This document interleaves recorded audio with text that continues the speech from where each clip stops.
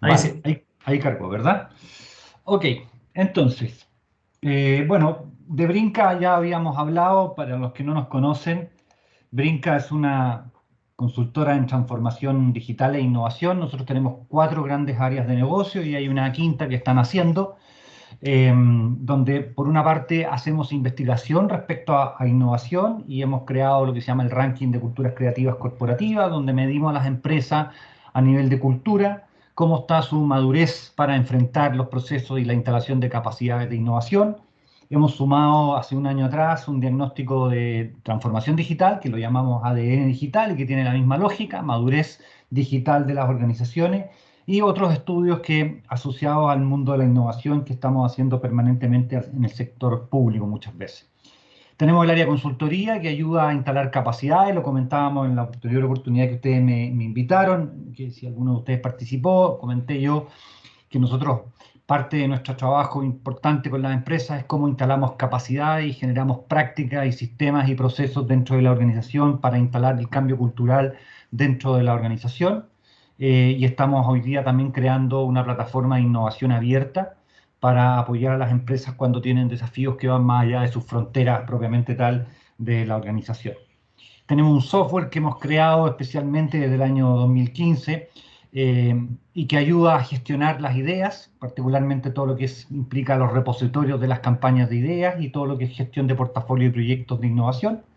Y el área de financiamiento, de la cual yo soy el director de investigación y desarrollo en Brinca, y lo que hacemos fundamentalmente es apoyar a las empresas a levantar fondos, ya sea fundamentalmente y con foco en incentivos tributarios, y dado que los subsidios de Corfo en general han ido tendiendo a la baja, y lo único que se ha mantenido más o menos estable es precisamente la ley de incentivos tributarios, que hasta ahora sigue siendo ley y es un derecho que tiene cualquier empresa que tributa en primera categoría. Eso rápidamente en Brinca. Y el área que están haciendo es Upskill, es una OTEC que estamos creando, en realidad ya partió ya, y que en fondo lo que hacemos es generar capacitaciones en innovación, transformación digital y metodologías ágiles para apoyar a las empresas y sobre todo a los segmentos que tienen menos acceso a la formación. Normalmente estamos hablando de operarios, gente del área de mantención, etcétera, que son normalmente personas que tienen menos posibilidades de acceder a este tipo de capacitaciones. La ley de I+D es una tremenda oportunidad para innovar. En general siempre se habla de que los proyectos de innovación vienen a rentar, por decirlo de alguna manera, cuando ya el proyecto se creó, el producto se colocó en el mercado y lo estamos vendiendo, ¿no? Cuando funciona. Pero la ley nos ofrece una oportunidad gigantesca porque nos ofrece de alguna manera paliar esos gastos de investigación y desarrollo que estamos ejecutando mientras aún el proyecto está en proceso de ejecución, aún no ha salido al mercado, aún estamos buscando ese resultado, ¿no? Y eso ya es un incentivo tremendo, porque en el fondo finalmente no tenemos que esperar a que eventualmente el producto se venda para poder recuperar todo lo que invertimos, que probablemente puede ser mucho más de lo que pensamos. La innovación tiene esa característica particular. No siempre resulta, pero cuando resulta puede multiplicarse varias veces su valor. Pero la ley nos ofrece ir ya recuperando algunos gastos durante el proceso, lo cual es un beneficio tremendo porque de alguna manera nos permite precisamente bajar ese nivel de incertidumbre económica que genera cualquier proyecto de investigación y desarrollo, y particularmente de innovación.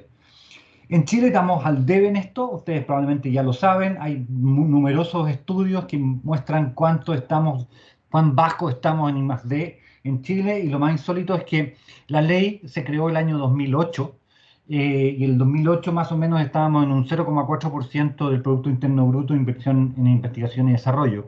El punto es que a pesar de eso, y la ley que en un principio tenía una lógica distinta, entre el año 2008 y el 2012 operaba completamente distinto a lo que es hoy día. En esa época se requería un centro tecnológico certificado por Corfo, llámese universidad o alguno especializado, para poder apoyarse en hacer actividades de investigación y desarrollo. Las empresas no podían hacerlo, no podían tener ningún beneficio directo si lo hacían ellas mismas. A partir del 2008 la ley cambió, y eso permitió hoy día que con las capacidades internas, con los equipos internos, técnicos internos, podamos recuperar gastos de investigación y desarrollo. Por lo tanto, hubo un cambio importante que buscaba acelerar el proceso. Y lo otro importante de esto es que, bueno, en el promedio de los países de la OCDE, el 65% del total de la investigación y desarrollo que se hace lo financian los privados. En Chile solo el 40%. el resto lo financia el Estado. El 2016 estamos más o menos igual. No ha cambiado mucho en estos 8 o 9 años. Hoy día estamos en el 2021 y probablemente tampoco haya cambiado mucho más desde el 2016. Seguimos al debe en esto, seguimos al final de la tabla y más o menos mantenemos la misma relación en torno a que el mundo privado aporta un 40% y el mundo público aporta un 60%. Pero la ley ofrece una tremenda oportunidad y es algo que finalmente las empresas, bueno, más del 40-50% de las empresas declara no conocer lo que es la ley de incentivos tributarios. Llámese una ley que existe desde el año 2012 desde el 2008 y se modificó el año 2012, o sea, no es nueva, no es algo que se haya creado el año pasado. Ya tiene 13 años y todavía más del 50% de las empresas declara no conocer en qué consiste la ley de incentivos tributarios. Y probablemente tiene mucho que ver con la forma en cómo, comillas, se vende, por decirlo de alguna manera, ¿no? No sé, las empresas no identifican adecuadamente si esto corresponde al área técnica y el área técnica no entiende mucho del tema tributario y finalmente por ahí es donde hemos podido descubrir que aún falta mucho conocimiento. ¿En qué consiste fundamentalmente? Bueno, aquí está la relación histórica. Como ustedes ven, no hemos logrado superar la barrera del 0,4% del Producto Interno Bruto en investigación y desarrollo, así que tenemos mucho por hacer todavía. ¿En qué consiste fundamentalmente? Bueno, ¿cómo nace esto? Nace a partir de los mismos dolores que las empresas tienen, ¿no? Y a partir de esos propios desafíos de desarrollar producto o de mejorar procesos. Y eso lleva entonces muchas veces a procesos de ideación, ya sea en forma sistemática o fortuita o oportuna, digamos, dependiendo de la situación y de cuán madura esté la innovación instalada en la organización y si existen procesos o no. Pero finalmente salen ideas. Y lo que hay que distinguir aquí es que las ideas que van por la vía de la mejora continua no son susceptibles de recibir ningún tipo de beneficio en Corfo, ni de subsidio, ni de investigación y desarrollo, porque en el fondo finalmente está referido a mejoras que no son sustanciales, mejoras menores, que pueden ser incluso adquisición de tecnologías que ya existen, y por lo tanto ese tipo de actividades no están consideradas como parte de la investigación y desarrollo. La definición que utiliza Corfo, o mejor dicho, la ley, más que Corfo, la ley, Corfo es el fiscalizador técnico, ¿no? Es el mismo que tiene el manual de Frascati, que es aceptado por la OCDE y que es reconocido mundialmente. ¿Y en qué consiste fundamentalmente un proyecto de investigación y desarrollo, de innovación? Son proyectos que implican desafíos tecnológicos, es decir, hay un alto componente de incertidumbre sobre sus resultados, hay una dificultad técnica que hay que superar metodológicamente y por lo tanto hay que hacer pruebas, testeos y que normalmente no son triviales, requieren una exigencia metodológica no menor, inclusive para gente experta, ¿no? Porque lo que se está buscando es generar conocimiento nuevo. Esa es la clave un poco de cualquier análisis que uno hace respecto a estos tipos de proyectos. ¿Estamos generando conocimiento nuevo o estamos modificando algo que ya existe? O mejorando algo que ya existe. Y ahí la diferenciación es importante. Desde esa perspectiva, entonces, se me perdió aquí, un proyecto de investigación y desarrollo experimental, se habla de desarrollo experimental, comprende un trabajo entonces creativo y sistemático. En el fondo necesito hacer cosas nuevas, idear cosas de alguna manera distinta y sistematizarlo a través de un proceso metodológico. ¿Qué es lo que busco? Mejorar o aumentar el nivel de conocimiento respecto a una situación en particular, un desafío, una tecnología, y ocupar eso, o sea, no solamente me basta con generar nuevo conocimiento, porque eso sería investigación básica, que es la clase en las universidades, sino que me interesa aplicar ese conocimiento nuevo a través de nuevas aplicaciones, ya sean materiales, productos, insumos o cosas que me puedan mejorar fundamentalmente la competitividad de mi empresa. ¿Ok? Entonces, es una mejora sustancial, no es una mejora continua, es algo importante, objetivamente, que uno puede demostrar que efectivamente lo que se está haciendo es algo nuevo. Y la verdad es que oportunidades en esto hoy día cada vez son más. Digamos, la evolución de la tecnología nos permite precisamente aprovechar esa evolución para generar conocimiento nuevo. Entonces es muy importante esto porque esto define lo que es un proyecto de investigación y desarrollo, ¿no? Entonces aparece la investigación y desarrollo cuando un problema no es trivial, no está clara su solución, no es evidente. Aunque una persona experta pueda tener alguna idea de cómo podría ser la solución, para lograr llegar a esa solución necesita aplicar un trabajo metodológico, ¿no? Y eso es fundamental. Entonces la transferencia tecnológica no es innovación, las actividades rutinarias tampoco lo son, ¿no? Entonces es importante, y las mejoras menores tampoco. Entonces es importante esa diferencia porque es ahí donde tenemos que ver precisamente cuando estamos frente a un proyecto de investigación y desarrollo versus cuando estamos respecto a un proyecto más de mejora continua. Preguntas clásicas que uno tendría que hacerse. Bueno, ¿qué dificultades técnicas tengo que superar? ¿Por qué esto es una dificultad? ¿Por qué lo anterior no puede ser solucionado utilizando las tecnologías que ya existen? ¿No? ¿O qué hace distinta esta solución respecto a lo que ya existe en Chile o incluso en el mundo? Si hay patentes sobre esa tecnología, si hay marcas o empresas asociadas a ese desarrollo tecnológico. Son típicas preguntas que hay que responderse a la hora de decir, bueno, cuando estoy evaluando esta nueva solución que estoy viendo, si efectivamente tengo que hacer entonces un proceso de investigación. Necesito actualizar mi conocimiento, hacer lo que se llama el estado del arte y por lo tanto desde esa perspectiva mirar si efectivamente existe alguna solución en el mundo que pudiera servir para lo que yo creo que necesito obtener como un producto o como un proceso, ¿ok? O como un servicio también. Entonces esto es clave porque esto nos va diferenciando desde el punto de vista técnico. Entonces, ¿qué cosas hay que considerar? Una hipótesis, es decir, si yo hago esto, mezclo esto con esto otro, lograré tener esto. Bueno, es como la típica hipótesis que uno hace en el método científico cuando uno está en la universidad y señala y hace su tesis, digamos, ¿no? No puede confirmarse, no puede refutarse mientras yo no haga la pega de hacer la metodología o el experimento necesario.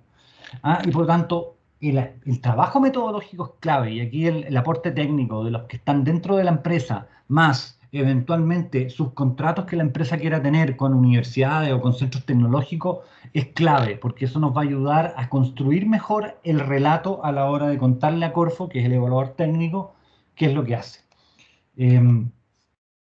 Identificar y detallar claramente los desafíos científicos y tecnológicos, es decir, qué podría fallar, qué parte del proceso no es seguro de superar, cuál es la mayor incertidumbre del proyecto, qué es lo no evidente y finalmente la propuesta metodológica. Estas son como las claves clásicas de un proyecto de investigación y desarrollo. Y esto es qué diseños vamos a hacer, qué técnicas, qué parámetros vamos a tener para medir si estamos avanzando o no estamos avanzando o al menos queremos llegar a un nivel de rango de solución.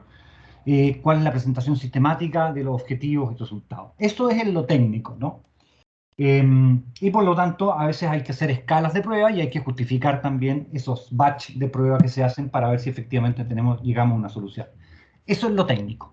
¿Qué es lo que funciona en la ley desde el punto de vista económico? La ley es un beneficio directo, un beneficio que se divide en dos. Uno, el 35% del valor de tu proyecto es un gasto, es una rebaja directa al impuesto de primera categoría que tú tienes que pagar.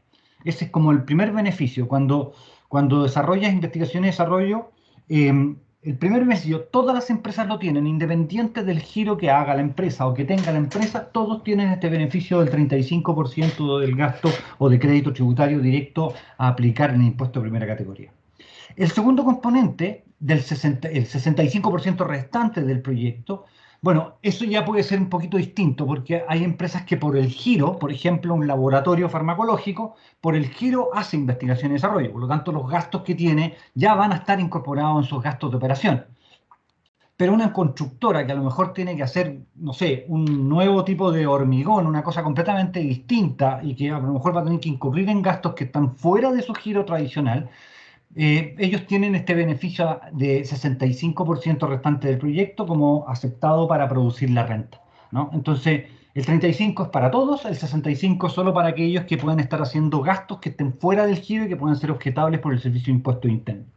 Y en este cuadrito traté de explicar de la mejor manera qué pasa cuando tenemos un proyecto donde no hay ley, no ocupamos la ley, donde sí tenemos un 100% del gasto aceptado para producir la renta como parte de nuestro giro, y cuando funciona la ley, en caso en que ese 65% no sea aceptado como gasto aceptado para producir la renta, ¿cuál es la situación? Entonces, cuando no hay ley, cuando no operamos sin ningún tipo de certificado, si tenemos un proyecto de 800 millones, los 800 millones van directo a la inversión de I+D y al gasto, digamos, y no recuperamos nada. La ley lo que te permite es de bajar impuestos. Luego, si ocupamos la ley y además tenemos este gasto aceptado el 65% porque nuestro giro lo permite, bueno, yo paso los 800 millones directamente al gasto de operación y lo que voy a hacer es rebajar la utilidad antes de impuestos, por lo tanto bajo la tasa y por lo tanto aplico un beneficio, ¿no? pero no estoy usando la ley todavía. Solo sé que, dado que tengo esos gastos del giro, porque mi giro me lo permite, puedo incorporar esos gastos. Pero cuando ocupo la ley, tengo además de ese gasto aceptado, digamos, tengo aquí en este caso un proyecto de 800 millones, el 65% son 520 millones, yo lo paso como gasto aceptado para producir la renta, y además aplico el 35% restante de los 800 millones sobre el crédito tributario de la ley 20.241. Luego, ¿cuál es la situación? Cuando no aplico ley, me puedo estar teniendo un impuesto a pagar de 450 millones y cuando aplico ley puedo llegar a pagar 70 millones. Así de grande y es importante lo que está ocurriendo con este tipo de beneficios. ¿Ah? Y la verdad es que es una lástima que esté subutilizado, porque la verdad es que las empresas lo usan poco. Entonces, de esta manera funciona, ¿no? ¿Qué gastos se pueden incluir? Esto es re interesante porque puedo incluir a la gente que está trabajando conmigo actualmente en la empresa, todo mi personal técnico, todo mi personal profesional asociado al proyecto, los directores de proyectos, jefes de proyectos, el personal administrativo que tiene que dedicarle una cantidad de horas a toda la parte de gestión contable y financiera. ¿Ah? Profesionales valorizados o nuevos, digamos. Puede ser gente que ya está trabajando en la empresa o necesito contratar gente especialmente para el proyecto. Eso en recursos humanos. En operación, bueno, todo lo que es subcontratos, contratos con universidades, con centros tecnológicos, los honorarios nuestros como consultores que apoyamos en el proceso de formulación y postulación, arriendos, materiales e insumos, gastos de propiedad intelectual, gastos básicos, pasajes, viajes, etcétera. Y finalmente, inversiones, tanto en equipamiento como en infraestructura, y en este caso lo que uno va rebajando es la cuota de depreciación mientras utilice ese bien para la gestión del proyecto. Esos son los gastos imputables a la ley. Entonces, el modelo de operación es muy simple en el sentido en que la ley ofrece un par de alternativas. O voy, presento el proyecto completo, entonces llamo a los amigos de Brinca, le digo, ayúdenme a presentar esta cosa, y nosotros durante un par de meses trabajamos con ustedes y le ayudamos a presentar la solicitud de certificación de proyecto, ese es el nombre oficial que tiene. Corfo es el mandatario técnico para hacer esto, y vamos y presentamos. Y ese proceso demora aproximadamente la formulación, un par de meses, y después Corfo se toma más o menos 4 o 5 meses en tomar la definición de si certifica o no certifica el proyecto o lo certifica parcialmente, ¿no? Y para eso entonces hay que presentar un formulario y una serie de documentos que son los aspectos técnicos y los aspectos presupuestarios más la canta del proyecto.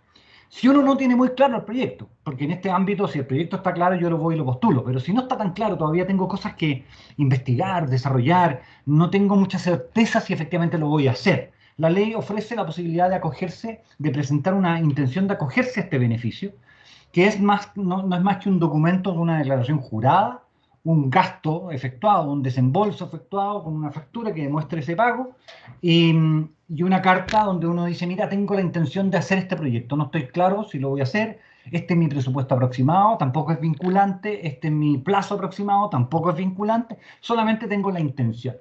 La ley ofrece entonces, desde ese minuto, 18 meses para hacer la postulación formal. ¿Qué gracia tiene esto? Es que si efectivamente después, a los 10 meses, me doy cuenta que en realidad quiero hacer el proyecto, me interesa, voy a desarrollarlo, lo voy a formular y lo quiero postular, entonces los gastos los voy a imputar del proyecto desde el minuto cero, desde el momento en que hice la intención. Por lo tanto, esos 10 meses que tuve, todavía ese proceso de definición, no los voy a perder, porque los voy a poder incorporar como parte de los gastos del proyecto una vez que sea certificado por Corfo y haga todo el proceso que está debajo, ¿no? Entonces, de esta manera, la ley opera en forma muy concreta, muy fácil, desde el punto de vista de cómo uno puede acogerse al beneficio, teniendo un efecto, comillas, de retroactividad desde la decisión de tomar, de hacer el proyecto. Es decir, ya, vamos a postularlo y lo vamos a efectuar. Bueno, no quiero alargarme mucho en esto porque tal vez hay preguntas, pero esta es la evolución que ha tenido la ley. Aquí se pegó un salto para arriba el último 2020, pero el año 2018-2019 venía bastante bajo. En general las postulaciones se presentan, ahora se corrieron, antes eran en octubre, ahora se corrieron para agosto.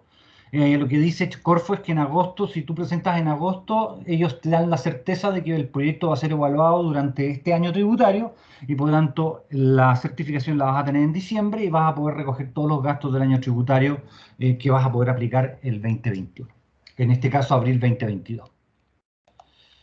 Voy a avanzar un poquito más rápido. ¿Cómo operamos nosotros? ¿Qué es lo que hacemos nosotros? Primero ayudamos a la empresa a identificar si efectivamente el proyecto calza o no calza. Es decir, tiene o no tiene estos componentes de incertidumbre, tiene o no estos desafíos tecnológicos. En caso que los tiene, lo primero que hacemos es aparte de haber formalizado la relación comercial, las cartas de confidencialidad, etcétera, es hacer la solicitud de intención y sobre esa base ya empezar a planificar el proceso de postulación. Si hay muchas iniciativas, entonces vemos todas las iniciativas y definimos con la empresa cuáles son aquellas que le quieren dar prioridad y los ayudamos entonces a armar este relato, completo de cuáles son las oportunidades que ofrece la ley desde el punto de vista de cómo hay que escribir el proyecto, carta GAN, presupuesto, etcétera, etcétera, etcétera. Entonces, un proceso donde por una parte definimos bien el trabajo a realizar, metodológicamente nos acercamos con la empresa y vamos generando lo que llamamos el kick-off del proyecto y su proceso de postulación. Y para eso tenemos una contraparte administrativa que nos ayuda con los datos de los gastos, tenemos una parte técnica que nos ayuda con toda la parte de la formulación propiamente tal, tenemos un sponsor, normalmente el gerente de I+D o de innovación, y el equipo Brinca que se pone a disposición para ir trabajando todo lo que haya que trabajar hasta presentar la formulación completa. Eso es fundamentalmente, bueno, no sé si hay dudas respecto a esto. Una cosa importante respecto a la ley, cómo funciona en términos económicos, cómo se aplica. Una cosa es que ya postulé el proyecto, me lo certificaron. Esto funciona por año tributario. Yo en enero de cada año tengo que presentar a Corfo los gastos que hice en el año tributario inmediatamente anterior. En enero del 2022 vamos a presentar los gastos de enero-diciembre 2021.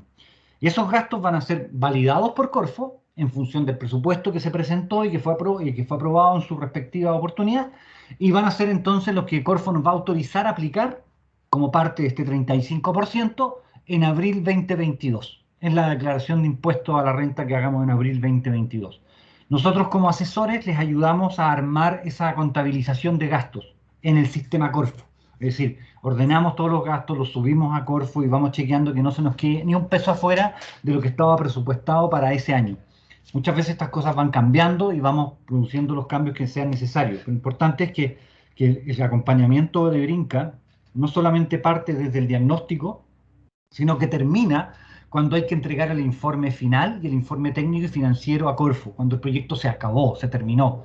Y en el proceso hubo rendiciones de por medio. Entonces los acompañamos en toda la actividad que implica el proyecto durante ese proceso de ejecución, por decirlo de alguna manera.